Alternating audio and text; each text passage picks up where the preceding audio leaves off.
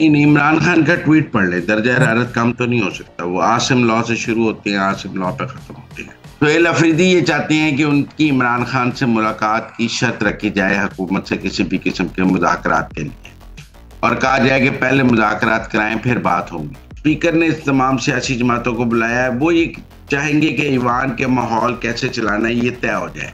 मेरे ख्याल में तहरीक इंसाफ की कोशिश होगी कि 27वीं आईनी तरमीम को पास करवाने में हुकूमत की मदद में महमूद खान अचकजई का नोटिफिकेशन करा लिया जाए। हुकूमत का कोई काम नहीं कि कारोबार करे।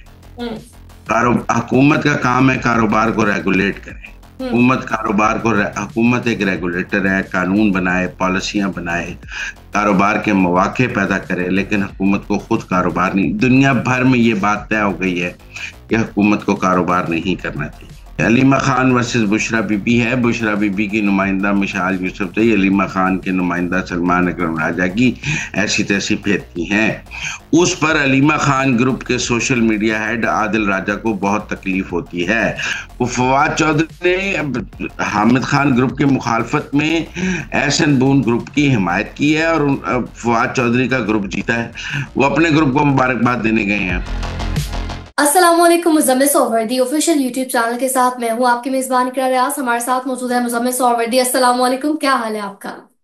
वालेकुम सलाम, बिल्कुल ठीक। आप सुनाएं, कैसी तबीयत है आपकी? मैं ठीक, अल्लाह पाक का शुक्र है। सर लग रहा है कि आप बीमार हैं, लेकिन आप कह रहे हैं कि आप ठीक है, तो नाज़रीन सर के लिए दुआएं कीजिएगा लाजमी। ये अक्सर मुज़म्मिल साहब बताते नहीं है कि नाज़रीन कहीं परेशान ना हो जाए।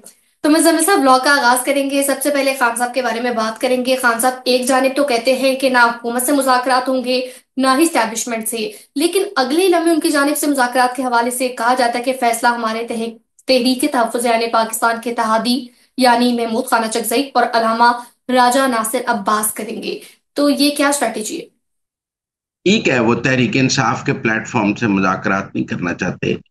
उनका ट्वीट ये जाहिर करता है कि वो तहरीक तहफ़्फ़ुज़ आइन के प्लेटफॉर्म से मुज़ाकरात करना चाहती हैं। ये वो तहरीक इंसाफ के प्लेटफॉर्म्स के साथ हुकूमत के सामने नहीं बैठना चाहते। वो तहरीक तहफ़्फ़ुज़ आइन के प्लेटफॉर्म से हुकूमत के साथ बैठना चाहते हैं। एक जो जेस्चर उन्होंने अपने ट्वीट से ये दिया है कि अगर महमूद खान लचकजई और अलामा राजा नासिर अब्बास हुकूमत से कोई मुज़ाकरात करें तो उन्हें उस पर कोई एतराज नहीं है, लेकिन तहरीक इंसाफ नहीं करेगी। अब सूरत हाल ये है कि महमूद खान लचकजई और अलामा राजा नासिर अब्बास के लिए उन्होंने रास्ता क्यों छोड़ा है? हम्म। मेरे ख्याल में उन्होंने हुकूमत को ये जेस्चर दिया है कि अगर आप इन दोनों का नोटिफिकेशन कर दें तो ये आपसे मुज़ाकरात करने के लिए बाख्तियार होंगे। लेकिन हम्म। हुकूमत को ये पता है कि जब नोटिफिकेशन कर दिया जाएगा तो उसके बाद इमरान खान इस बात से भी मुकर जाएंगे। वो ये अथॉरिटी भी महमूद खान अचकजई और अलामा राजा नासिर अब्बास से वापस ले लेंगे, और महमूद खान अचकजई एक डमी कायदे इख्तलाफ होंगे जिनके पीछे तहरीक इंसाफ की ताकत नहीं होगी।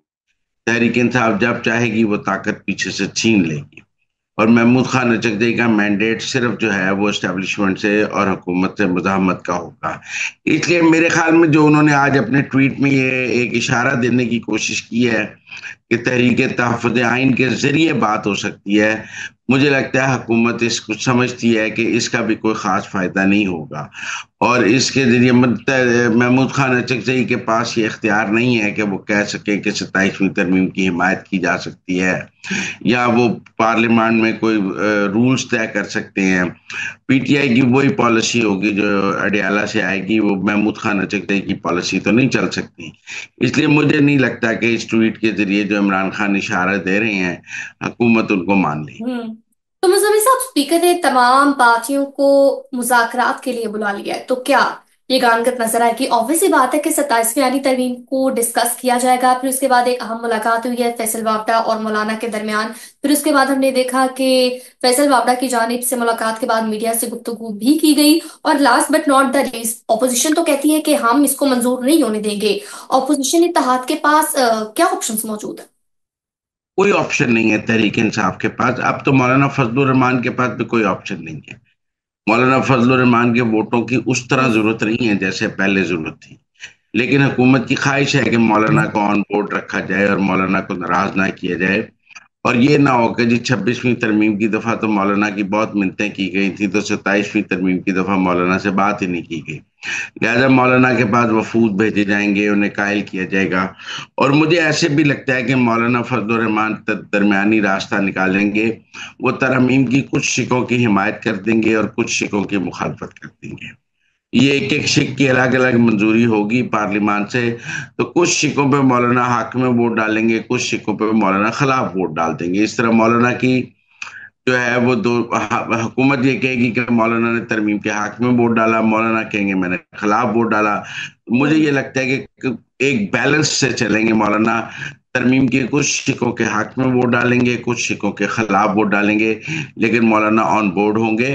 बाकी जो स्पीकर ने इस तमाम सियासी जमातों को बुलाया है, वो ये चाहेंगे कि ईवान के माहौल कैसे चलाना है ये तय हो जाए। मतलब अगर तहरीक इंसाफ ने बाइकआउट करना है तो बाइकआउट तय हो जाए कि वो कैसे होगा। अगर तहरीक इंसाफ ने अंदर बैठ के खिलाफ वोट डालना है तो उसका तरीकाकार तय हो जाए। अगर तहरीक इंसाफ ने हल्ला गुल्ला करना है तो उसका तय हो जाए कि कितनी देर हल्ला गुल्ला करना है। अक्सर ये चीजें स्पीकर चैम्बर में तय हो जाती हैं। मेरे ख्याल हम्म। में हुकूमत ये तय करना चाह रही है कि तहरीक इंसाफ का तरीकाकार क्या होगा। मतलब मोदी अगर वो साहब, बाइकआउट करना कलामी के लिए माजरत यानी फिक्स मैच। हाँ, ये अक्सर पार्लियामेंट में हो जाता है। तो हुकूमत अपोजिशन स्पीकर पूछ लेते हैं कि आप क्या करना चाहेंगे। मतलब अगर वो खिलाफ तकरीरें करना चाहेंगे तो ये तय हो जाएगा कि कितनी तकरीरें खिलाफ होंगी। अगर वो तकरीरें खिलाफ करने के बाद बाइकआउट करना चाहेंगे तो बाइकआउट करने का रास्ता होगा। वो हुल्लड़बाजी करना चाहेंगे तो फिर हुल्लड़बाजी में तरमीम पास होगी, फिर तकरीरें नहीं करने दी जाएंगी। तो ये मेरे ख्याल में एक रोड मैप जो है स्पीकर तय करेंगे कि ईवान को चलाना कैसे है। अगर इस पे तहरीक इंसाफ ने कहा कि हम डट कर खिलाफ वोट डालना चाहते हैं, तो हुकूमत कहेगी ठीक है आप तकरीरें करें और डट के खिलाफ वोट डालें। अगर वो कहेंगे नहीं हम हुल्लड़बाजी करना चाहते हैं और आप हुल्लड़बाजी में तरमीम पास करें, तो फिर हुल्लड़बाजी में तरमीम पास होगी। अगर वो बाइकआउट की तरफ जाते हैं तो फिर बाइकआउट की तरफ होगी। ये अब देखना पड़ेगा। 26वीं की दफा उन्होंने बाइकआउट किया था, उनका ऐवान में कोई मेंबर मौजूद नहीं। 26वीं आईनी तरमीम की दफा तहरीक इंसाफ का ये पॉलिसी थी बाइकआउट की। उन्होंने कहा था कोई ऐवान में ना आए। लेकिन हम्म। तब हुकूमत को तहरीक इंसाफ के वोटों की जरूरत भी थी। आज हुकूमत को तहरीक इंसाफ के वोटों की जरूरत नहीं है। लिहाजा अगर हम्म। वो ऐवान में आते भी हैं तो कोई ऐसी परेशानी वाली बात नहीं है। तब तो 4-6 वोट तहरीक इंसाफ के टूटे भी हुए थे। आज कोई अहमियत नहीं है कोई टूटा है या नहीं टूटा है। लेकिन देखना पड़ेगा कि तहरीक इंसाफ पॉलिसी क्या बनाती है। उसी पॉलिसी पर तहरीक इंसाफ से बात हो रही है कि आपने कैसे चलना है आगे। मेरे ख्याल में तहरीक इंसाफ की कोशिश होगी कि 27वीं आईनी तरमीम को पास करवाने में हुकूमत की मदद में महमूद खान अचकजई का नोटिफिकेशन करा लिया जाए। और हम्म। वो हुकूमत को कहें कि हम आपको पुरअमन तरीके से 27वीं तरमीम पास करने देंगे, अगर आप महमूद खान अचकजई का नोटिफिकेशन कर दें। मुझे लगता है सारा बारगेन जो है महमूद खान अचकजई और राजा नासिर अब्बास के नोटिफिकेशन पर होगा। और वो हम्म। पीटीआई जो है वो ये ऑफर करेगी कि हम आपके साथ ताउन करेंगे महदूद, अगर आप नोटिफिकेशन करते हैं। अगर आप नोटिफिकेशन नहीं करेंगे तो फिर ताउन नहीं करेंगे, फिर हुड़लड़बाजी। तो मुजम्मिल साहब, 243 की बात करें तो इस पर इतनी बहस क्यों हो रही है, और तरमीम का मसवदा आने से पहले अंदाजों से मुतनाज़ क्यों बनाया जा रहा है? असल में ना हमारे दोस्तों के ना जेन पर एक्सटेंशन सवार हो गई है। अच्छा। एक्सटेंशन एक्सटेंशन एक्सटेंशन, मैंने बहुत से दोस्तों की राय सुनी है तहरीक इंसाफ के, वो सब एक्सटेंशन से बाहर आ ही नहीं पा रहे। मेंटल फिक्सेशन हो गई एक्सटेंशन की। एक्सटेंशन का मामला 26वीं आईनी तरमीम में तय हो चुका है, 5 साल का टेन्योर हो चुका है, कोई उसमें ऐसी बात ही नहीं। 27वीं तरमीम में एक्सटेंशन की कोई जिक्र नहीं है। हम्म। ये तो कमान का तो जिक्र है। और कमान जो है उसके लिए कि कैसे होगी, देखिए ना। इंडिया और भारत ने भी इंडिया और चीन ने भी अपनी फौज के कमान के तरीकाकार बदले हैं। हमारा कमान का तरीकाकार 50 साल पुराना है। हमें उसको जिद्दत लाने की जरूरत है। अब फिर हमारी रॉकेट फोर्स बन गई, साइबर फोर्स बन गई, मिसाइल फोर्स बन गई, नई नई फोर्सेस आ गई हैं जो अब जंग में हिस्सा लेती हैं। उनके अलग अलग सरबराहान है। मेरे ख्याल में उस हवाले से तब्दीली है, इसमें एक्सटेंशन का कोई जिक्र नहीं है 243 में। मुझे नहीं लगता एक्सटेंशन का कोई जिक्र होगा। अच्छा, एक और खामोशी की वजह जानना चाहूंगी। 27वीं तरमीम की बात करें तो साबिक वज़ीर आज़म मोहम्मद नवाज शरीफ साहब जो हैं उनकी जानिब से मुकम्मल खामोशी है। क्या वजह है? खामोशी नहीं है। शहबाज शरीफ उन्हें मिले हैं, उनको जी। सारे खतोखाल बयान किए हैं, उनसे इजाजत ली है। वो अपनी बारी पर ऐवान में मौजूद होंगे, वोट डालेंगे 27वीं तरमीम को। नवाज शरीफ 27वीं तरमीम पर वोट डालने के लिए ऐवान में आएंगे। अगर ऐवान का माहौल अच्छा हुआ तो तकरीर भी करेंगे, अगर अच्छा ना हुआ तो वोट डाल के चले जाएंगे। तो सर, ये जो आदिल राजा की जानिब से दावा किया गया है, इस पर अगर हम बात करें कि खान ने मिसाल यूसुफजई के लिए कहा है कि अपना मुंह बंद रखो वरना तुम्हारा हाल भी शेर अफजल मरवत जैसा होगा, तो आदिल राजा और मिसाल यूसुफजई की लड़ाई क्या रुख इख्तियार करेगी? लड़ाई तो मिसाल यूसुफजई और सलमान अकरम राजा की है ना।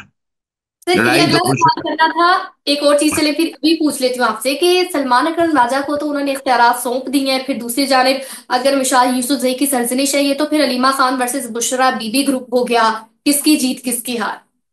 जी जी, अलीमा खान वर्सेस बुशरा बीबी है। बुशरा बीबी की नुमाइंदा मिशाल यूसुफजई, अलीमा खान के नुमाइंदा सलमान अकरम राजा की ऐसी तैसी फिरकी हैं। उस पर अलीमा खान ग्रुप के सोशल मीडिया हेड आदिल राजा को बहुत तकलीफ होती है। इसीलिए सोशल मीडिया अलीमा खान के सोशल मीडिया हेड आदिल राजा मिशाल यूसुफजई की ऐसी तैसी फिरते हैं।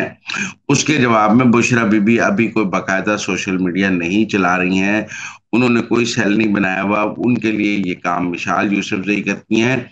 आप इसको बुशरा और अलीमा की लड़ाई में देखें, वरना अगर ये ऐसा ना हो तो वो निकाल ना दें मिसाल को। मिसाल का वोट बुशरा बीबी है, उन्होंने ही सेनेट का टिकट दिलाया है, उन्होंने ही सारा कुछ किया है, और वो बुशरा बीबी की पॉलिसी के मुताबिक ही काम करते अच्छा, तो मुजम्मिल साहब, ये क्या मामला है कि जुबैर उमर ने कहा है कि पाकिस्तान का वजीर आजम वो है जो पिछले पौने 4 सालों में 200 बैरूनी दौरे कर चुका है।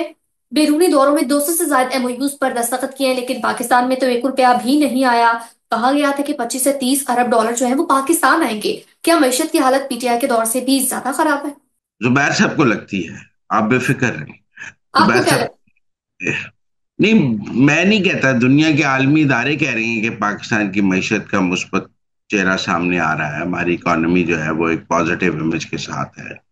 इन जो बैरूनी दौरों पे वो तनकीद कर रहे हैं, उसके नतीजे में पाकिस्तान का जो है वो इमेज दुनिया में बेहतर हुआ है। हमारी सफारती कामयाबियां सबके सामने हैं, सफारती तन्हाई खत्म हुई है, दुनिया हमारे साथ काम करने के लिए तैयार हुई है। इमरान खान का दौर थोड़ी है कि दुनिया को पाकिस्तान से बात ही नहीं करना चाहती। आज दुनिया पाकिस्तान के साथ खड़ी नजर आ रही है। सब कुछ सरमायाकारी के साथ साथ सफारतकारी भी बहुत इंपॉर्टेंट चीज है। है? फिलहाल दुनिया पाकिस्तान के साथ खड़ी है, यही सबसे अहम बात है।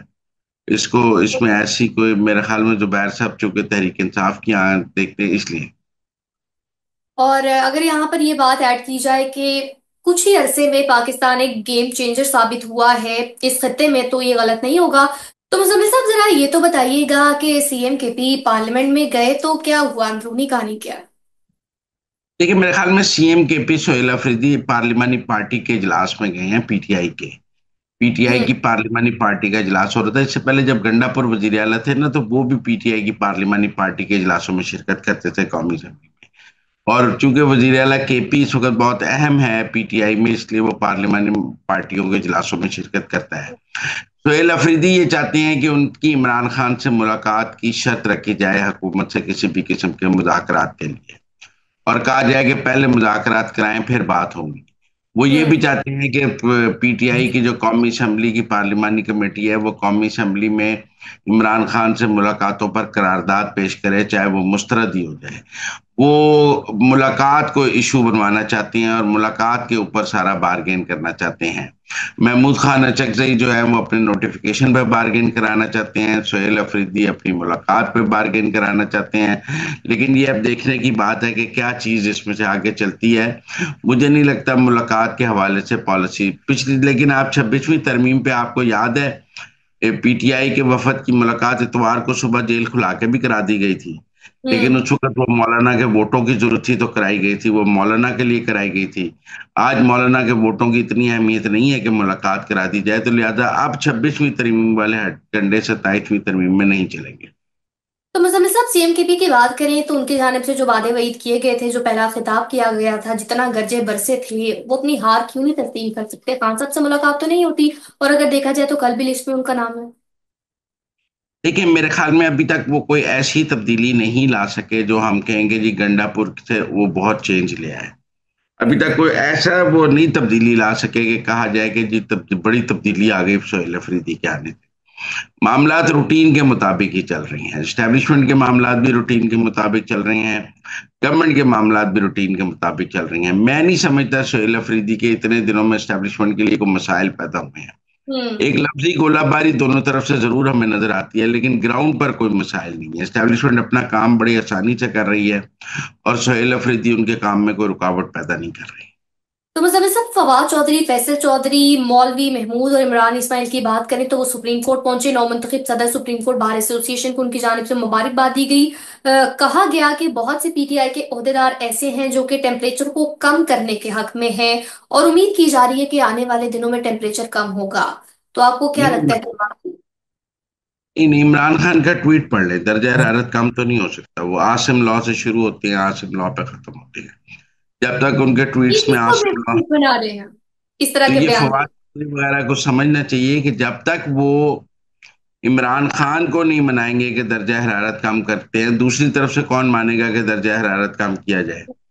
पहले तो इमरान खान की जुबान में से ट्वीट्स की लहजा ठीक करें, जुबान ठीक करें, दर्जा हरारत फिर नीचे आएगा। जिस किस्म के इमरान खान ट्वीट करते हैं उसके बाद कौन दर्जा हरारत नीचे ला सकता है। जहां तक उनकी सुप्रीम कोर्ट बार के सदर से मुलाकात है, देखिए वो जो सियासत करते हैं ना फवाद चौधरी, वकुला सियासत, वो हामिद खान के खिलाफ करती हैं और वो एहसन बून ग्रुप से करती हैं। हम्म। तो ये उनका ग्रुप जीता है। वो फवाद चौधरी ने हामिद खान ग्रुप की मुखालफत में एहसन बून ग्रुप की हिमायत की है और फवाद चौधरी का ग्रुप जीता है। वो अपने ग्रुप को मुबारकबाद देने गए हैं। बाकी दर्जा हरारत तो देखें तब नीचे आएगा जब इमरान खान का कोई लहजा नीचे आएगा। इस लहजे के साथ कोई दर्जा हरारत नीचे नहीं आ सकता। Last but not the least, Muzammil साहब, वफाकी वजीर खजाना मोहम्मद औरंगजेब की जानिब से कहा गया हुकूमत ने 24 सरकारी इदारों की निष्कारी का फैसला किया है। क्या ऐसे फैसले मुल्क की मफाद में है? क्या फायदा होगा? जी, मैं तो निजकारी के हक में हूँ। हुकूमत का कोई काम नहीं कि कारोबार करे। हम्म। हुकूमत का काम है कारोबार को रेगुलेट करे। हुकूमत खुद कारोबार नहीं कर सकती। हम्म। हुकूमत एक रेगुलेटर है, कानून बनाए, पॉलिसियां बनाए, कारोबार के मौके पैदा करे, लेकिन हुकूमत को खुद कारोबार नहीं। दुनिया भर में ये बात तय हो गई है कि हुकूमत को कारोबार नहीं करना चाहिए। स्टेट ओन्ड एंटरप्राइजेस जो है वो पाकिस्तान पर बोझ हैं। पीआईए बेचनी चाहिए, डिस्कोस बेचनी चाहिए, और जो हम, लेकिन अब पाकिस्तान ने बैंक्स बेचे, इसका फायदा हुआ ना। आज प्राइवेट बैंकिंग किस तरह चल रही है। सरकारी बैंक्स में तो 1 बजे के बाद काम नहीं होता था, अब लोग सारा दिन काम होता है बैंकों में। मेरे ख्याल में तो मैं निजकारी के हक में हूँ और मेरे ख्याल में सरकार का काम नहीं। आज सरकार जब भी किसी अफसर को किसी कारोबारी इदारे पे लगाती है, वो पैसे कमाने की कोशिश करता है।